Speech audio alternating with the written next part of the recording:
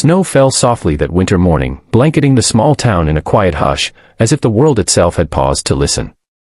On the edge of the street, near a worn-out diner that smelled faintly of coffee and hope, a young woman stood clutching a small boy in her arms.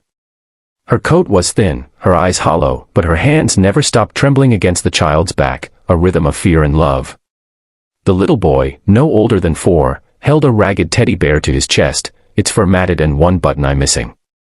His face buried in her shoulder, unaware of how close they were to losing everything. And then, as the wind cut through the silence, she whispered words that carried the weight of her entire life: "We have nowhere to go." Before we continue, if you believe in kindness, second chances, and the power of good people changing lives, please take a moment to like, comment, share, and subscribe to Kindness Thread. Your small act of kindness helps more people find stories that heal hearts and remind the world that empathy still exists. Her name was Anna, and life hadn't always been this way. A few months ago, she was a teacher, living in a small apartment with her husband, Mark. But Mark had changed. What started as frustration over lost work hours became anger, then violence. One night, as the boy, Liam, hid under the blanket clutching his teddy, Anna realized the man she once loved had become someone she no longer recognized. The breaking point came when Mark, drunk and bitter, smashed a picture frame of their wedding day. The sound of shattering glass was the sound of her decision. That night, she packed a small bag, lifted Liam in her arms, and walked into the cold with no plan, no destination, only the desperate instinct to protect her son. They had spent 2 days moving between bus stations, old waiting rooms, and a shelter that had no more beds. Her phone was dead, her wallet nearly empty. Every time she closed her eyes, she saw the bruises, the shouting, and the broken promises. Her only comfort was the soft sound of Liam's breathing as he slept against her. The world felt cruelly indifferent, and even the daylight offered no warmth. By the third morning, she found herself outside a small diner on the corner of Willow Street, staring through the fogged glass at the people inside laughing over pancakes and steaming coffee. She wanted to walk in but couldn't bear the shame of being seen, of being that woman with nowhere to go. Just then, a man stepped out of the diner. He wore a dark coat and carried a small bag of groceries. He looked like someone who belonged, someone with a home to return to. Anna turned away, clutching Liam tighter, hoping he would pass by. But he didn't. He noticed the little boy's trembling hands and the mother's tired eyes. Something in her expression, some silent plea for mercy, stopped him. "Are you okay?" he asked gently. She wanted to say yes, to pretend everything was fine, but the lie caught in her throat. Her lips trembled as she whispered, "We have nowhere to go."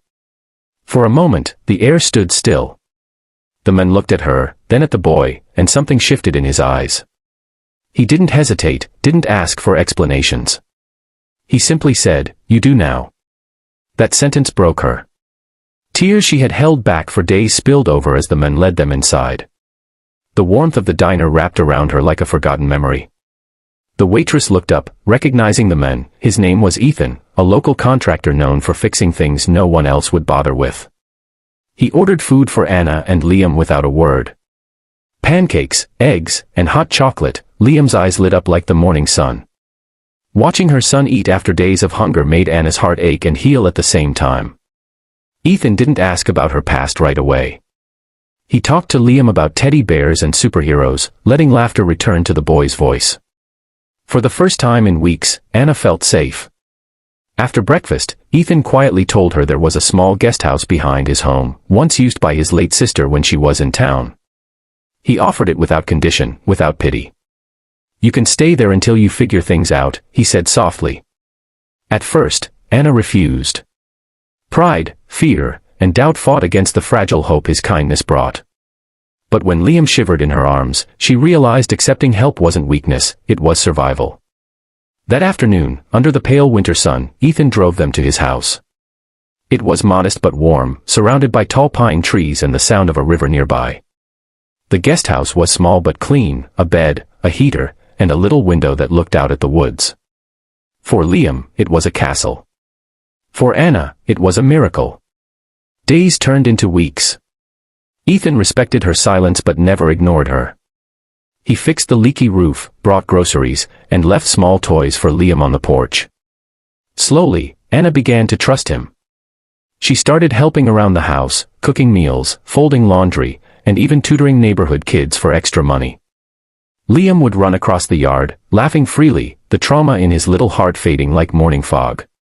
Ethan often watched from a distance, not because he pitied them, but because he admired the quiet strength in Anna's eyes. One day, as she hung clothes outside under the gentle sun, Ethan told her something that stayed with her forever. "When my sister was sick," he said, "she told me that sometimes, the kindest thing you can do for someone isn't to fix their life, it's to stand beside them while they find the strength to rebuild it themselves." Anna looked at him then, really looked, and realized that kindness didn't always come in grand gestures.